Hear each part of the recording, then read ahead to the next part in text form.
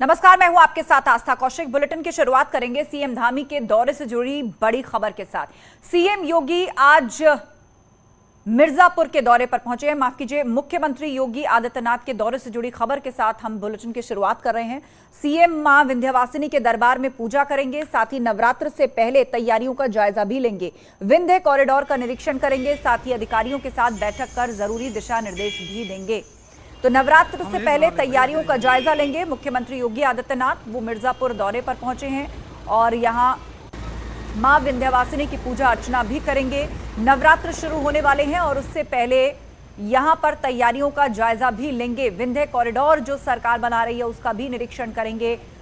नवरात्र में श्रद्धालुओं की भारी भीड़ यहां पर आती है और इसीलिए जो तैयारियां हैं उसका जायजा लेंगे। और सबसे बड़ा जो उद्देश्य है इस दौरे का वो ये कि जो विंध्य कॉरिडोर बन रहा है उसका कामकाज कैसा चल रहा है, कहां तक पहुंचा है, उसे भी देखेंगे मुख्यमंत्री योगी आदित्यनाथ।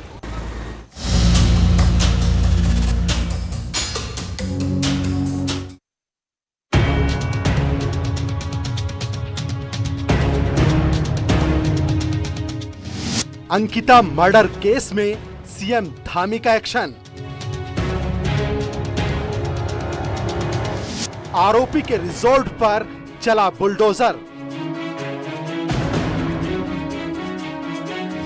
कहां और कैसे मिला अंकिता का शव? अंकिता भंडारी के शव को बरामद कर लिया गया है और ऋषिकेश एम्स जो है पोस्टमार्टम के लिए शव को भेजा गया है। ग्राउंड जीरो से news 18 investigation. Ankita murder case में सीएम धामी ने बड़ा एक्शन लिया है। अंकिता मर्डर के मुख्य आरोपी पुलकित आर्या के पिता और बीजेपी नेता विनोद आर्या को पार्टी से निष्कासित कर दिया गया है। आरोपी पुलकित आर्या के बड़े भाई अंकित आर्या को भी बीजेपी से निष्कासित कर दिया गया है। अंकिता मर्डर केस में एक के बाद एक बड़े खुलासे भी हो रहे हैं। अंकिता का शव चिल्ला नहर से बरामद किया गया, जिसके बाद परिजन गुस्से में हैं। जहां एक और आरोपी के रिजॉर्ट में आग लगा दी गई है तो वहीं एम्स में अंकिता का पोस्टमार्टम जारी है, जहां एमएलए की गाड़ी में तोड़फोड़ की गई है।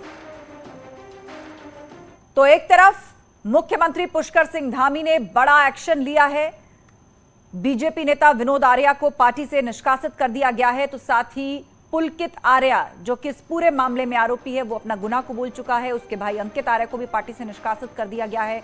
ओबीसी आयोग में जो उपाध्यक्ष के पद पर अंकित आर्या था उसको भी हटा दिया गया है। तो अंकिता के 3 गुनेगार सौरभ भास्कर, अंकित और तीसरा पुलकित आर्या।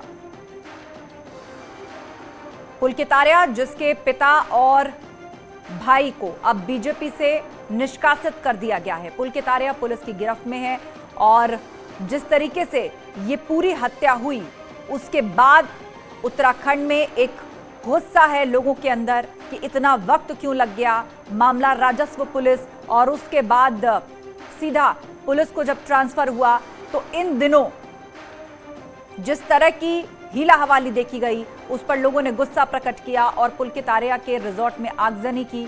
प्रशासन ने उस रिजॉर्ट पर बुलडोजर चलवाया लेकिन लोगों का गुस्सा शांत नहीं हुआ। उन्होंने इस रिजॉर्ट के एक हिस्से में आगजनी की है। साथ ही रेणु बिष्ट जब एम्स ऋषिकेश पहुंची जहां पर पोस्टमार्टम चल रहा है अंकिता का, वहां पर उनको विरोध का सामना करना पड़ा। लोगों ने उनकी गाड़ी पर पत्थर फेंके, उनके शीशे को तोड़ दिया, लिहाजा उन्हें वहां से लौटना पड़ा। लोगों में गुस्सा था कि इस केस में ढिलाई बरती गई है, इसमें देरी हुई है, एक प्रक्रिया ऐसी जिसके चलते इस केस में 5 दिन की देरी हुई। अब अंकिता के शव को बरामद कर लिया गया है नहर से और फिलहाल जो बात निकलकर सामने आई है वो ये कि जिस दिन अंकिता की हत्या हुई उस दिन इन तीनों लड़कों के साथ सौरभ भास्कर, अंकित और पुलकित आर्या नहर के किनारे अंकिता का झगड़ा हुआ था और उसी दौरान उसको नहर में धक्का दे दिया गया। हालांकि स्पष्ट तस्वीर पोस्टमार्टम रिपोर्ट के बाद ही सामने आ पाएगी कि दरअसल हुआ क्या था और मौत का असली कारण क्या था, लेकिन फिलहाल जो जानकारी आ रही है वो ये कि अंकिता को नहर में धक्का दिया गया। और जो तस्वीर में आप देख रहे हैं वो पुलकित आर्या के रिजॉर्ट का वो हिस्सा जहां पर गुस्साई पब्लिक ने आग लगा दी। एक हिस्से में आग लगा दी, अंदर का सारा सामान जलकर खाक हो गया। यमकेश्वर की विधायक रेणु बिष्ट जब एम्स ऋषिकेश पहुंची उनको वहां से वापस लौटना पड़ा, लोगों के विरोध का सामना करना पड़ा।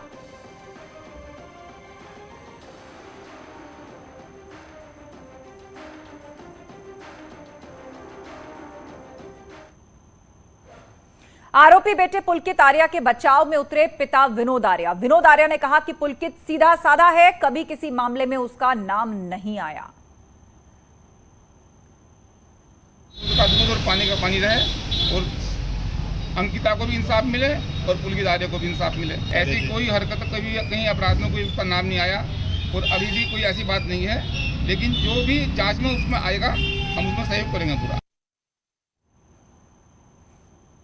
अंकिता मर्डर केस को लेकर गुस्सा फूटा है। यमकेश्वर विधायक रेणु बिष्ट की गाड़ी का शीशा तोड़ा गया है। ऋषिकेश एम्स में तोड़फोड़ की घटना हुई है और जनता के विरोध के बाद विधायक वहां से निकल गई। ये गाड़ी देख रहे हैं आप रेणु बिष्ट की। वहीं गुस्साए लोगों ने रिजॉर्ट में भी आग लगा दी। मौके पर मौजूद हमारे संवाददाता सतेंद्र बर्थवाल ने पूरी घटना का जायजा लिया। आपको वो सीधे वो तस्वीरें दिखा सकता हूँ जो आग लगी है। आप देख लीजिए कि किस तरीके के यहाँ पे जो सामान रखा था उसको आग के हवाले झोंक दिया है। भले ही इस आग को बुझाने या यहाँ पे किसी भी प्रकार का भी प्रशासन तो नहीं दिख रहा है, लेकिन आप साफ तौर पे देख सकते हैं अंदर कितनी भयावह आग लगी है। जो लोगों का गुस्सा है वो किस तरीके से फूटा है ये आप साफ तौर पर देख सकते हैं। अपने कैमरामैन सहयोगी राकेश रावत से कहूँ कि वो इस तरफ से दिखाएं कि किस तरीके से ये आग यहाँ फैली है। आप ये देख सकते हैं कि पूरा जो कमरा है, ये जो अंदर का जो इसमें सामान था, ये लगता है ये स्टोर रूम रहा होगा, क्योंकि स्टोर इसमें पूरा सामान भरा है। और यहाँ आग की जो लपटें हैं, आग की जो लपटें हैं, यहाँ पे जो शराब की बोतलें काफी देखने को मिल रही हैं। ये उसमें पूरा आग यहाँ पे आप देख सकते हैं।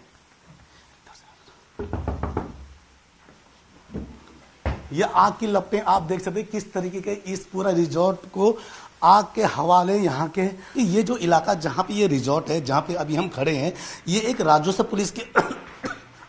पुलिस के दायरे में आता है। यहाँ पे जो रेगुलर पुलिस है वो उसके क्षेत्र से बाहर है। और ये जो शुरू में पता चला कि अंकिता जब गायब थी तो 18 को बताया जा रहा है कि अंकिता गायब हो गई थी और 19 को इसी रिजॉर्ट के रिजॉर्ट के जो मालिक हैं यानी कि जो आरोपी है उसने पटवारी क्षेत्र यानी कि जो कि ये राजस्व क्षेत्र में पड़ता तो उसने पटवारी क्षेत्र में एक तहरीर लिखवाई थी कि अंकिता यहाँ से मिसिंग है। वो 19 की ये घटना है और ये भी बताया जा रहा है कि 19 को ही उसके परिजनों को बताया गया था। लेकिन जब परिजन यहाँ पहुँचे उन्होंने कई चीज़ें देखी, उनको कई चीज़ें पता चली और ये पूरा जो मामला है ये मामला खुला है जब अंकिता के एक मित्र ने उसके साथ जो चैटिंग हुई थी यानी व्हाट्सएप जो चैटिंग हुई थी उस चैटिंग में जब उसने बताया कि अंकिता उसके परिजनों को भेजा कि अंकिता के साथ कुछ न कुछ गलत हुआ है, वो मिसिंग नहीं है, कहीं ना कहीं उन्होंने एक बड़ा एक आक्रोश जताया और बड़ा एक संगीन उसमें लगाया। उसके बाद यहाँ पे उसके बाद जो परिजन है, परिजन लगातार परेशान रहे। परिजनों ने यहाँ पे जो लोग हैं जो लोगों को साथ में लेके डीएम के पास गए और जिला अधिकारी से मांग की कि ये पूरा मामला यानी कि ये पूरा मामला रेगुलर पुलिस को दिया जाए। रेगुलर पुलिस को अभी 2 दिन पहले ही ये मामला मिला था, जिसके बाद रेगुलर पुलिस ने इसमें काम शुरू किया और 3 आरोपी यानी कि जो इस रिजॉर्ट का ओनर है और उसके सहयोगी 2 लोग उनको अरेस्ट किया पुलिस ने और उनसे पूछताछ की। पूछताछ के बाद ही जब पुलिस ने उनसे पूछताछ की तो उसके बाद ये पता चला कि अंकिता की हत्या हो गई है। और इस पूरे मामले पर नजर बनाए हुए हैं हमारे सहयोगी पुलकित शुक्ला हरिद्वार से हमारे साथ लाइव जुड़ रहे हैं। सतेंद्र बर्थवाल ऋषिकेश से हमारे साथ लाइव हैं। सबसे पहले रुक करेंगे सतेंद्र का। सतेंद्र बताइएगा इस वक्त का बड़ा अपडेट क्या है?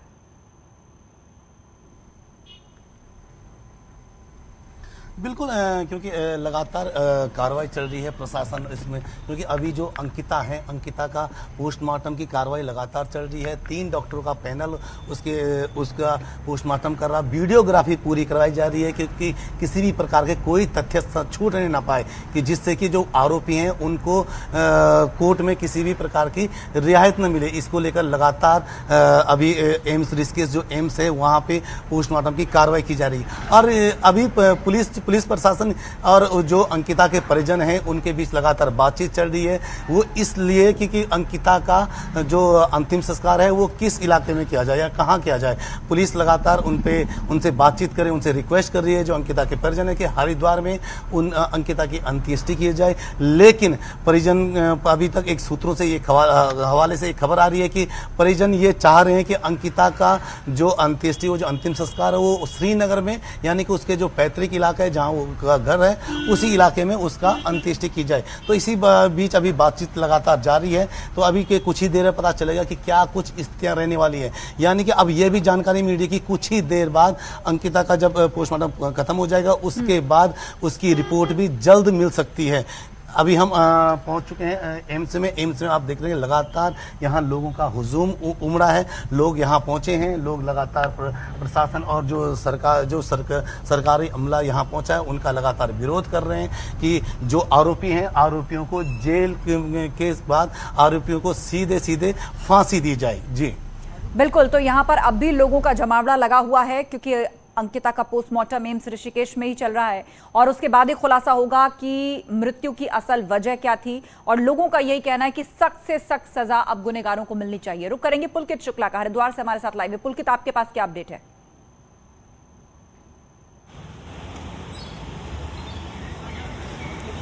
देखिए, मैं इस वक्त हरिद्वार की आर्यनगर कॉलोनी में मौजूद हूँ। यहीं इसी कॉलोनी में जो आरोपी है उसके पिता विनोद आर्य का यहाँ पर घर है, उनके घर के बाहर मैं मौजूद हूँ और मैं दिखाना चाहूँगा कि किस तरह से यहाँ पर सन्नाटा पसरा हुआ है, घर पर ताला लगा हुआ है और घर के बाहर ही उनका ये आयुर्वेद का काफ़ी बड़ा स्टोर है। लेकिन पूरे घर में इस वक्त कोई भी नहीं है। लेकिन एक बड़ी बात जो है यहाँ पर, जिस तरह से सरकार की ओर से, मुख्यमंत्री पुष्कर सिंह धामी की ओर से जो कार्रवाई है वो की जा रही है, किसी भी तरह की बेहिचक कार्रवाई यहाँ पर की जा रही है, किसी भी तरह का संकोच यहाँ पर नहीं किया जा रहा। तो उसी क्रम में अभी थोड़ी देर पहले हमने यहाँ पर देखा, हम काफी देर से यहाँ पर मौजूद हैं, प्रशासन की टीम यहाँ पर पहुंची हुई थी। तो प्रशासन की टीम में राजस्व विभाग की टीम थी, नगर निगम और हरिद्वार रुड़की विकास प्राधिकरण जो अथॉरिटी है उसकी टीम यहाँ पर पहुंची हुई थी और कुछ उन्होंने सड़क के उस पार उन्होंने नापजोक करने की भी यहाँ पर कोशिश की है। हालांकि हमने उनसे बात करने की कोशिश की तो उन्होंने इस संबंध में कुछ भी खुलकर नहीं बताया, काफी वो बचते हुए यहाँ पर नजर आए और उन्होंने इतना ही कहा कि हम यहाँ पर अपनी रूटीन कार्रवाई कर रहे हैं, इस मामले से, इस प्रकरण से संबंधित कोई भी कार्रवाई वो यहाँ पर करने नहीं आए। लेकिन जिस तरह से हमने देखा कि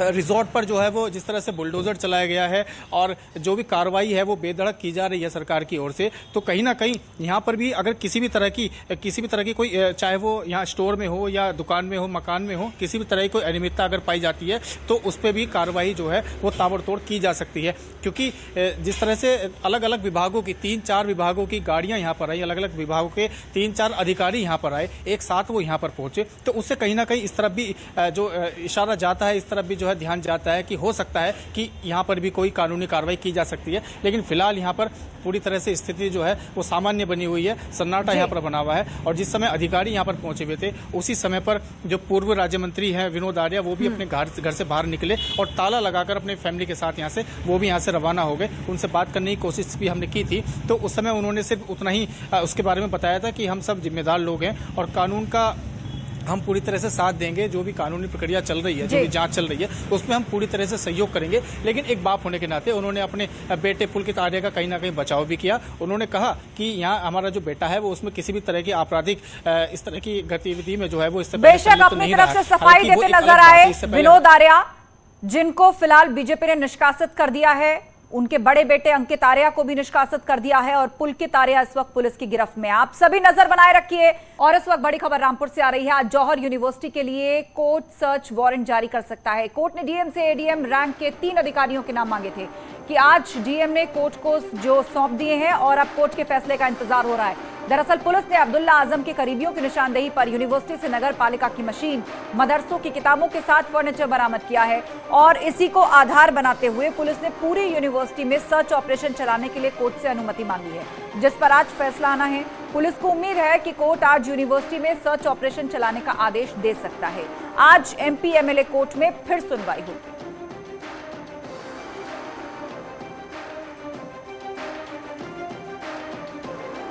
तो रामपुर से बड़ी खबर आ रही है। जौहर यूनिवर्सिटी पर आज बड़े फैसले का दिन है। यूनिवर्सिटी में सर्च ऑपरेशन की अनुमति मांगी गई थी और आज इस पर कोर्ट अपना फैसला सुनाएगा। डीएम ने 3 अधिकारियों के नाम सौंप दिए हैं जो कि कोर्ट ने पूर्व में मांगे थे।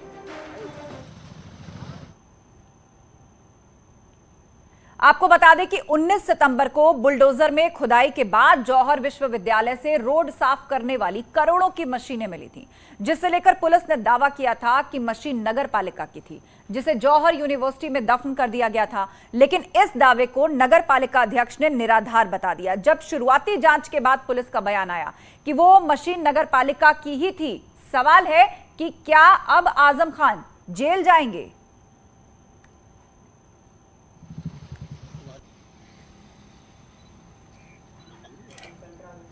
अरे आमिर भाई,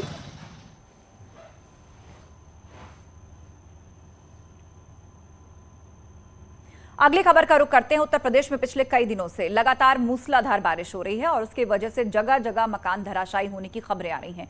सहारनपुर की बात करें तो यहां पर तेज बारिश के चलते एक पुराना मकान गिर गया है। इस हादसे में मां और बेटी मकान के मलबे में ही दब गए।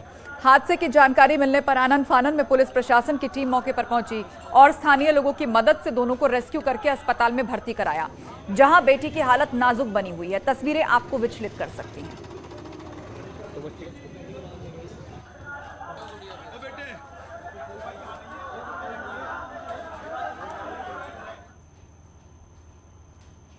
भारी बारिश के चलते सूबे में कई जगहों पर कच्चे मकान गिरे हैं। हम आपको 3 जगहों की तस्वीरें दिखाते हैं। ये तस्वीरें हैं आगरा, ग्रेटर नोएडा और फिरोजाबाद की। आगरा में बारिश की वजह से अलग अलग जगहों पर मकान गिरे हैं। पिनाहट इलाके में मकान गिरने से एक लड़की घायल हुई है, जबकि ताजगंज में पूरा परिवार बाल बाल बच गया। वहीं ग्रेटर नोएडा के दनकौर इलाके में तेज बारिश के चलते मकान गिर गया, जिसमें कई लोग घायल हो गए। हादसे के बाद इलाके में अफरा तफरी मच गई। उधर फिरोजाबाद बरसात के चलते मकान का लेंटर गिर गया, इसमें 3 लोग घायल हो गए। थाना दनकौर बच्चे भी।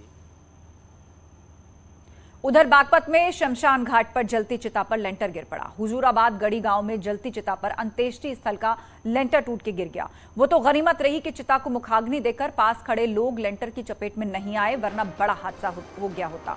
मौके पर मौजूद लोगों ने इस हादसे का वीडियो बनाकर निर्माण की क्वालिटी पर सवाल खड़े किए। लोगों ने निर्माण करने वाले ठेकेदार के खिलाफ जांच करने की मांग की है।